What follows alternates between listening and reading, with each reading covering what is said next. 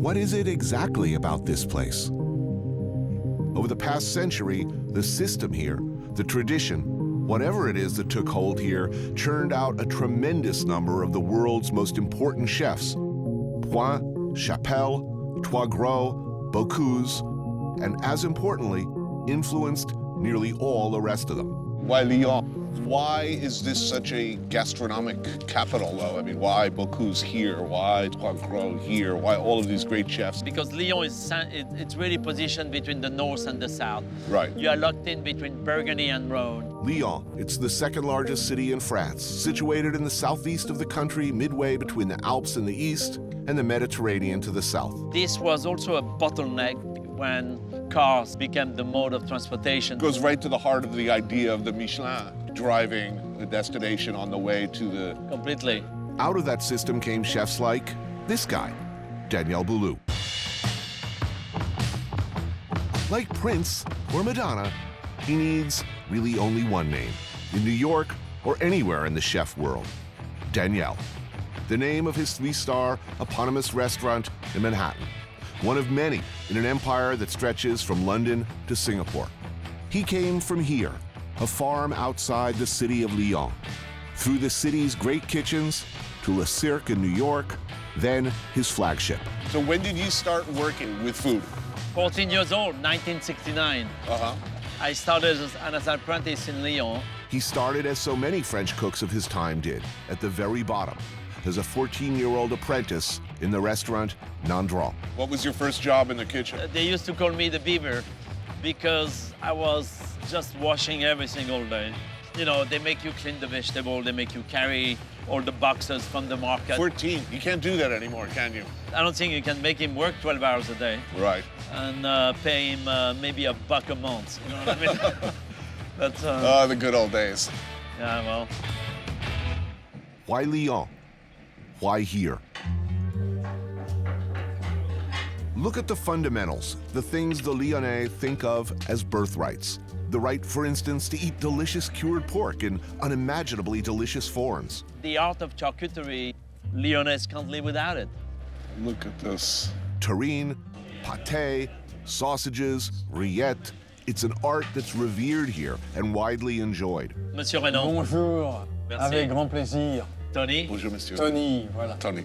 And few names garner more respect from aficionados of pig than Renaud. Alors, on a le saucisson à cuire, là, en ce moment. 20 tons of saucisson just inside this room. The holiday are coming, and they're going mad with the production of saucisson. Right. In a relentlessly cold room, pork shoulder, belly, and fatback are fed in batches through a vertical chopper. A sprinkling of seasoning and spices. Commence comme ça. Removed in large balls of finely but not too finely chopped meat. You do not want to get your hand caught in one of these things. Then mix to a smooth perfection with the dough hook. Madame. A lot of work. Spread out and layered for consistent seasoning, formed into shapes, and smacked to remove air bubbles. Make sure the meat gets really tight. Into the sausage machine and piped into organic casings. Trust me, it ain't easy.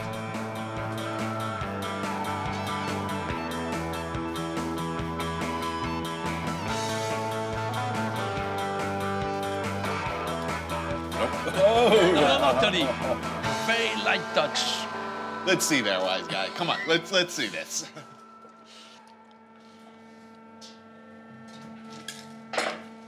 That's how you get pregnant. It's all in the knee. Yeah. Just release at the end. It's a serious workplace, but with production nearly done, this being France and all, it's time for a snack and some wine. Doing what I'm good at, eating. This is the saucisson à cuire. This is so good. Là, le sabaudet. Le vrai sabaudet, c'est ça. Sabaudet, another of Lyon's most famous sausages, is made primarily from pig's head, with pork belly, pork shoulder, brandy, nutmeg, and allspice mixed in for flavor. This always cooked, served hot? Yeah. Oh, man, that's good. That's what we're gonna eat with my father. Oh, yeah? I'm gonna get some here of the skin. Saucisson de Lyon, le vrai saucisson de Lyon. Voilà, peut-être un peu trop. He knows he does really good work. He knows how good his stuff is, you know? Cheers. Ah, nice. It's a beautiful day in Lyon. Yeah.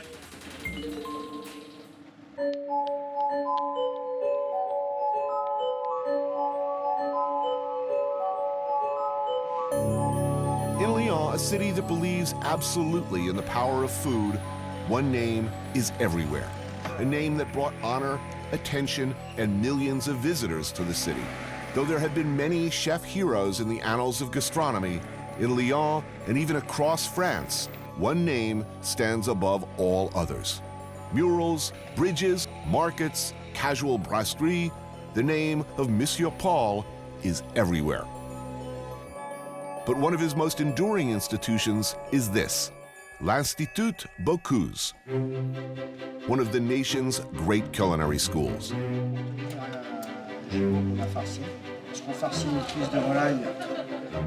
Now, just to give you an idea of the standards here, the kind of traditional dishes, baseline, old school fundamentals you're expected to master before you move on to becoming a creative genius all your own, meet these guys. Mathieu Vianney, Joseph Viola, and the Institute's top dog, Alain Le Cossec, chefs and MOFs all, otherwise known as muffs. Pretty much pay your flight home, private. Master chefs. Every 4 years, they have this MOF competition. MOF is... Meilleur ouvrier de France. The master craftsmen of France. There's about 30 disciplines of craftsmen where you can acquire the MOF. See that red, white, and blue around their necks? That means they made it through the brutally, unreasonably rigorous competition that pits hundreds of top chefs against each other, where only a handful survive. So it's basically 4 or 5 every 4 years. Certified by the highest in the land as being at the very top of their professions. Muff challenges often include ultra old school classics not unlike the one we're making today. Poulard en vessie. Thick slices of black truffle are slipped under the skin of a chicken from Bresse, the Rolls-Royce of chickens. It's then tied, slipped inside a pig's bladder, and steamed in court bouillon until tender. The idea is to concentrate the flavor of the truffle inside the bladder.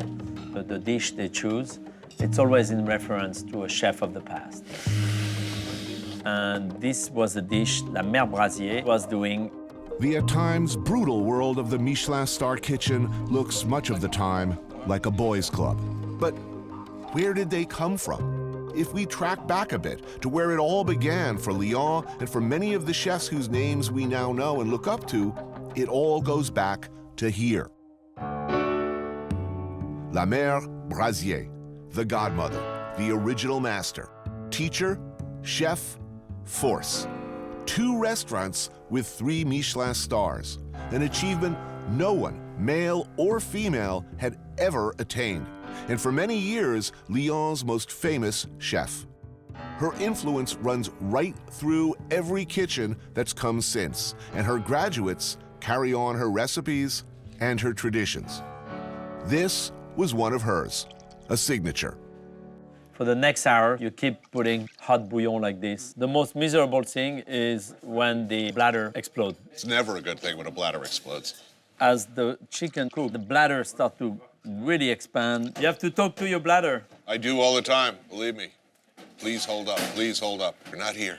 People are looking. Wait till you get in between cars. A rather luxurious sauce of much more black truffle and generous amounts of foie gras and triple cream. Perfect. Nice milkshake.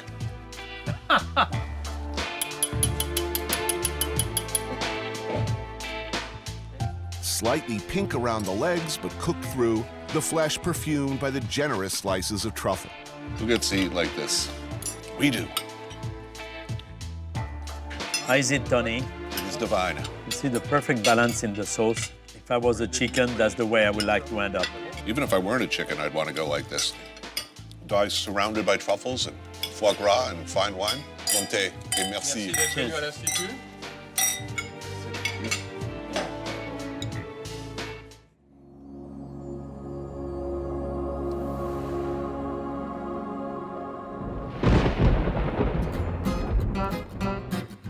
The roaring of a powerful engine, the screech of rubber, and off we go, kings of the road in our Citroën 2 Chevaux. 2 horsepower classic. No power steering, huh? No kidding. It's like a toy car.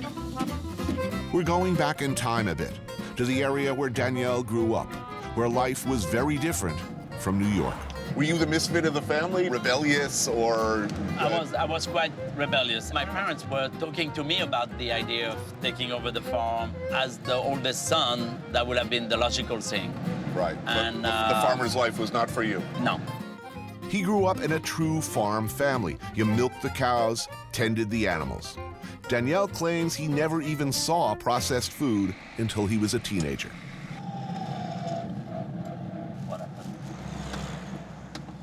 Oh.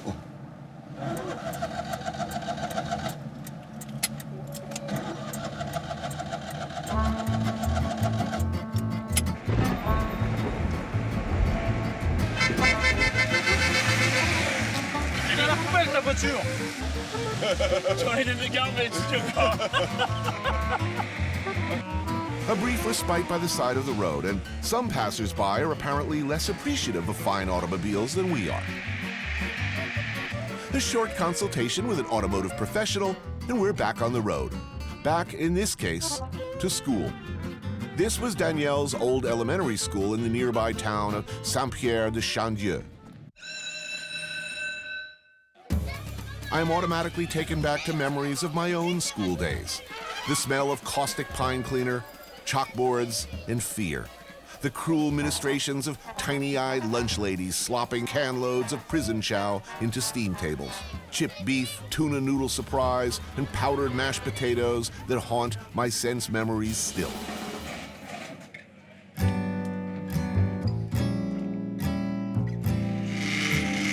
Pumpkin soup today with onion, nutmeg, and chicken stock, but basic good pumpkin soup. This is Marie, head chef, cook, host, and server for 320 hungry and very discriminating French school children ages 3 to 12. On the menu prix fixe today, a pumpkin soup, a fresh blanquette de poisson with white wine, vanilla, and shallot, served with homemade couscous, and a sauce supreme.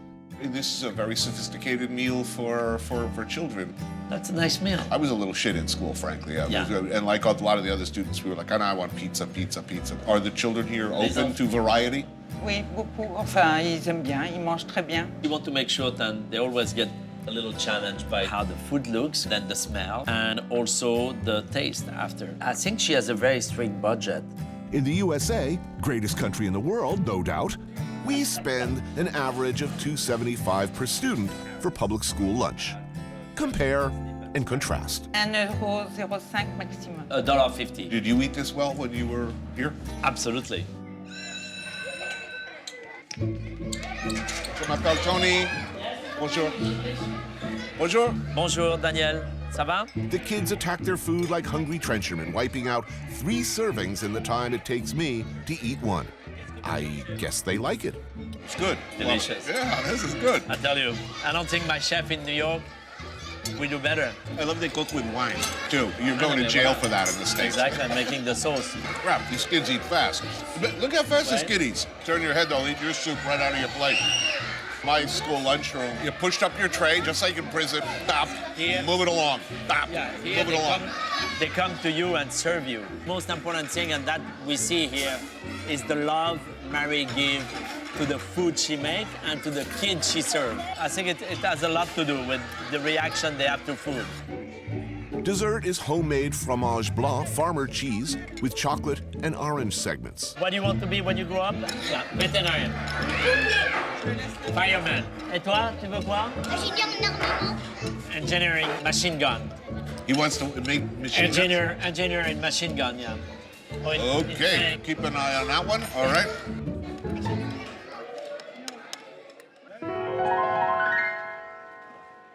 For a dope fiend, feeding the monkey means finding and sticking with heroin. For one poor guy, it's this: French food, in particular, Lyonnais food. The cautionary tale of Bill Buford. Writer, editor, literary lion with a perfectly good job as fiction editor at the prestigious New Yorker magazine. At the undignified age of 53, he pretty much pulled up stakes, put his whole past life on hold, and defected to France to learn how to cook. What happened to you anyway, Buford? You used to have a good job. You hang out a couple of nights with Batali, and then next thing you know, you're living in France. It's true. And cooking. I discovered a whole world that the rest of the world didn't seem to know about. Just a very compressed, intense, lifelong learned expertise and knowledge of food.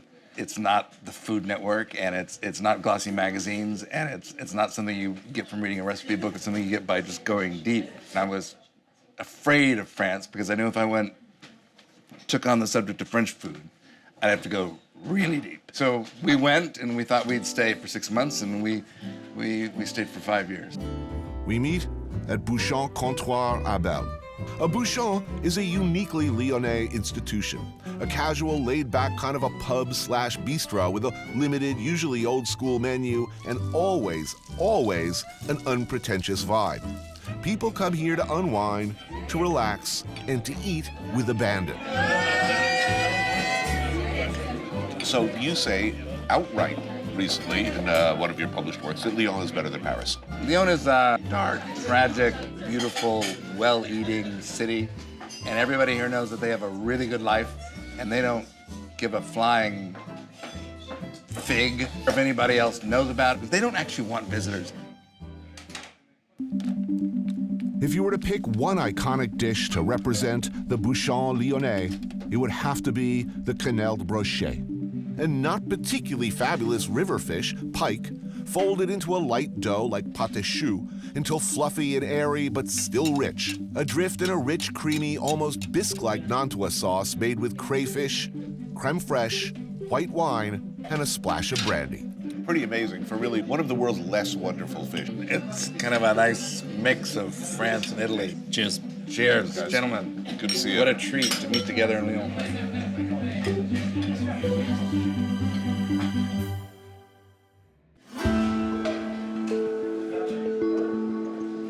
Alongside, and some say above the names of the other culinary giants in and around Lyon, is the name Trois Gros.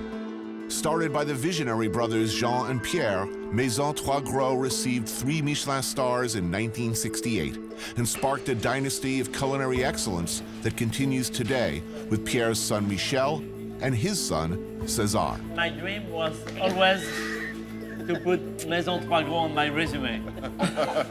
It's my first day chez Trois Gros. Anthony, bonjour. Bonjour. Comment allez-vous? Très bien.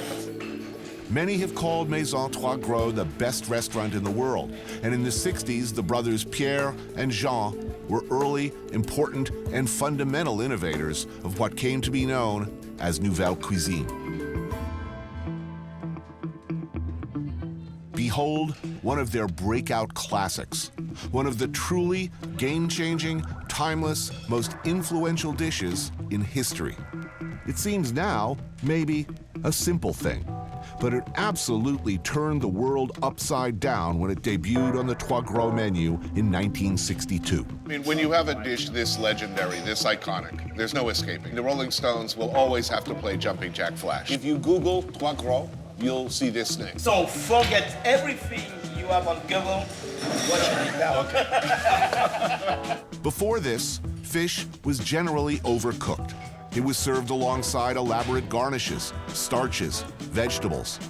This simple, elegant, almost Japanese ode to flavor changed the way we cook fish in restaurants today, and how we make sauces, what our plates look like. I remember seeing a picture of this as a young man. I'm getting goosebumps seeing this. Thrilling. Perfect. Beautiful. It's all about the timing. The moment you put the fish on the pan, the moment you put the salt on the sauce, it's very important. Okay. Wow. Go. All right.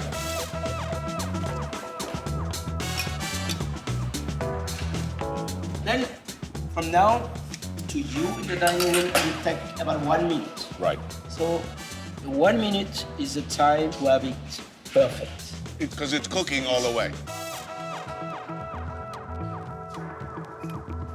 Look at the cuisine. Oh, perfect. It's a perfect dish. Sinful and delicious. It's really one of the great ideas of the 20th century. sensual. Sexy.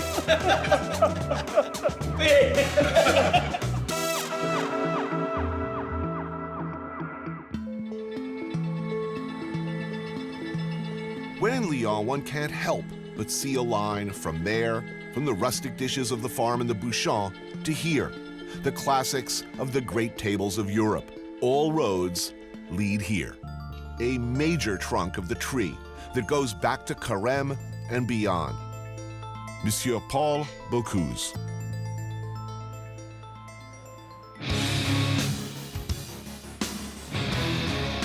The brigade, the way it is done and has always been done since Escoffier instituted a military-style hierarchy into the kitchen, where the only acceptable response to any question or any command is "Oui, chef." This is the Special Forces, the SAS of cooking. And these cooks live to avoid, under any circumstances, disappointing their comrades, the hierarchy, or Monsieur Paul. Danielle worked here, and so have many, many who have gone on to run their own celebrated kitchens. Hello, comment ça va? Vous allez bien? In the 70s, as a young wannabe cook, I managed to lay hands on a French copy of Paul Bocuse's classic cookbook, La Cuisine de Marché. And I gaped with wonder at the photos, struggled to translate the descriptions of dishes so fantastic I was quite sure I'd never, ever in my life cook, much less eat. Paul.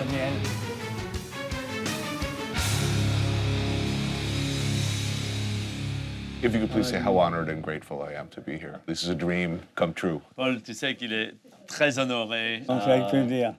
Over the years, how many great chefs have come through this restaurant and gone on to open great restaurants? Beaucoup. Ouais. C'est pas, mais pas mal. Ce qui est formidable, il y en a un peu dans le monde entier. Je dis quand je voyage, j'en trouve toujours un. You always have a child somewhere around the world because everywhere he goes around the world. But Bocuse, too, is and was a part of the system. He came up with his own cruel and terrifying masters, and their faces are here. L'histoire pour Paul, ses inspirations. Et... Fernand Point, the towering and intimidating figure behind La Pyramide. Out of his kitchens came such figures as Alain Chapelle, Michel Guérard, François Bise, Roger Verger, Georges Perrier, the brothers Trois Gros, and many more. This was all the gang of the Nouvelle Cuisine up there. The 60s in New York. And Paul and Michel Guérard. Every great chef I've ever met has nightmares. They're still a young man. They're back in a kitchen, and a chef is yelling at them. Who of his masters? Peut-être la mère Brasier. La mère Brasier. The woman. Really? Oui. La Mère Brasier. In the year 1946, at the ripe old age of 20, Monsieur Paul worked as an apprentice for Brasier. She was such a screamer. He said, "You will fall on your ass." She was screaming so hard. Première levée She was the first up in the morning et dernière couchée. and the last one to go to bed. She would go to the market with 3 cooks in the back of the truck, and she will put a case of green beans or something, and the cook will be sitting down, making the beans not to waste time for the rest of the mise en place. Truly a terrifying figure.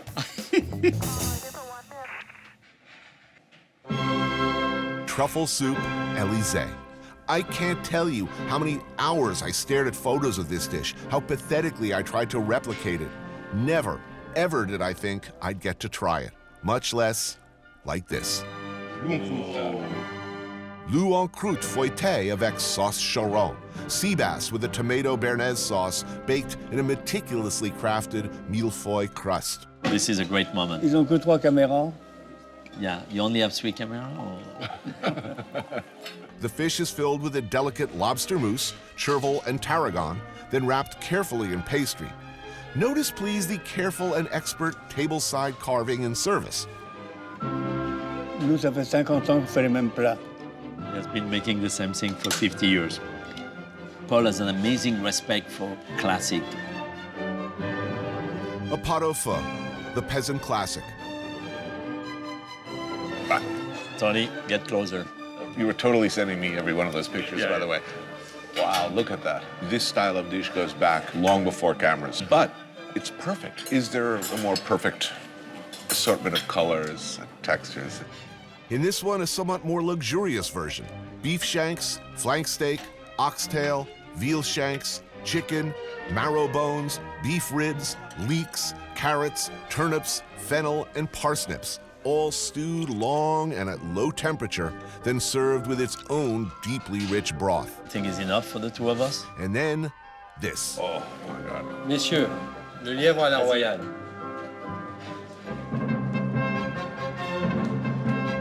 As if the chef had been listening to my deepest, darkest secret yearnings. The legendary lièvre à la royale, an almost completely disappeared, incredibly difficult preparation of wild hare. The animal is first slowly cooked, then coated by a sauce of its own minced heart, liver, and lungs that has been thickened with its own blood. After more than 6 hours of preparation, the hare is served as the chef prefers, whole on the bone. The rich, glorious sauce finished with truffles and chartreuse, napped over and over until it coats like richest chocolate. Absolutely the lost ark of the covenant of cuisine ancienne. Everything great about cooking is encapsulated in this dish. We will continue all over the world to make cuisine of Paul many generations to come. Forever. I will never eat like this again in my life. Chef, merci. J'étais très heureux de vous recevoir. The meal of my life. Today, I was treated to the greatest hits of a glorious and fabled career. For the first and probably the last time, I sat next to the great man himself, and Danielle and I were served a menu that chefs will look back on in 100 years and smile at appreciatively, sentimentally, respectfully.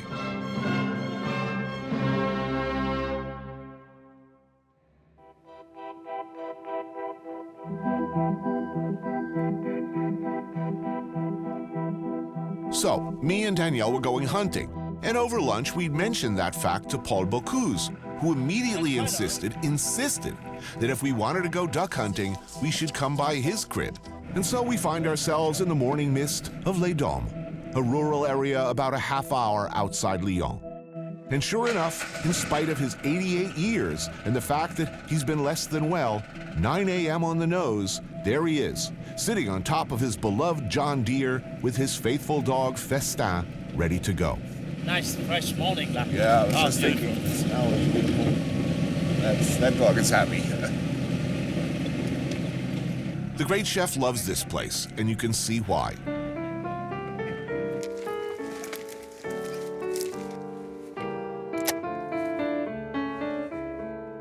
Monsieur Paul can't safely hunt, but he's happy to charge around flushing birds for us.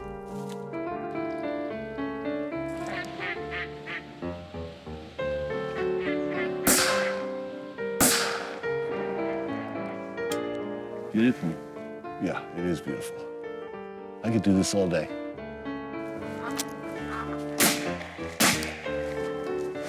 That was about as good as we're gonna get, too. You got Boulud to Paul. Wild boar. If you look long enough, you start hallucinating. You start hallucinating ducks where there aren't any. you see that one falling? Okay, not a moment to waste. Quickly, a second shot. Okay. You got it? Yeah. Allez,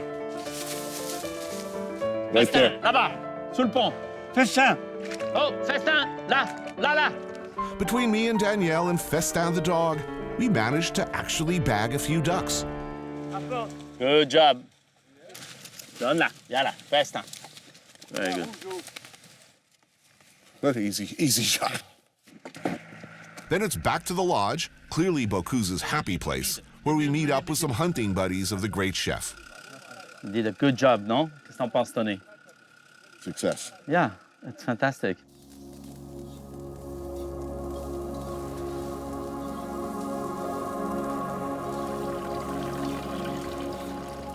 Is this the hunting lodge, the weekend getaway, hang out with the guys? That's where you come every day, almost. Hein? Tu viens pratiquement ici tous les jours. Un peu moins maintenant, mais autrement tout le temps.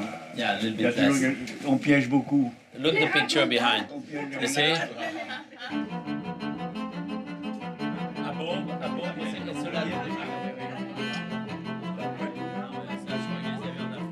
For tonight's meal, we pluck and roast some woodcocks over an open fire. Cook up some well-aged duck and pheasant. They made this at the auberge Paul Bocuse. It's a Swiss star mashed potato here. Is it predominantly butter or predominantly potato? Do you have a head in there somewhere? Yes, of course. Yeah, no. That's perfect happiness right there.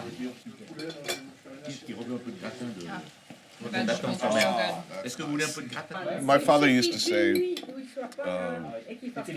I am a man of simple needs. And I noticed that the chef is a nice fire, some birds. We can spend the whole week with Paul, and we'll be hunting, we'll be cooking, we'll be eating, drinking, and talking, and that's beautiful. Ah ouais, en plus. Life is good. It is for me a dream to spend this time with a legend. But I'm thrilled that Bocuse too seems genuinely delighted. Le rougeau. The duck you shot was a rougeau. You see, is the one behind you on the top La there? cinquième cartouche. Yeah. In Lyon, well across France, he's Monsieur Paul. He's the great chef, a public figure, a hero, an institution, always treated with the greatest deference. Here it appears he's free to enjoy the simple things with friends and local farmers who talk to him like anybody else. It's a pretty damn magical thing to see.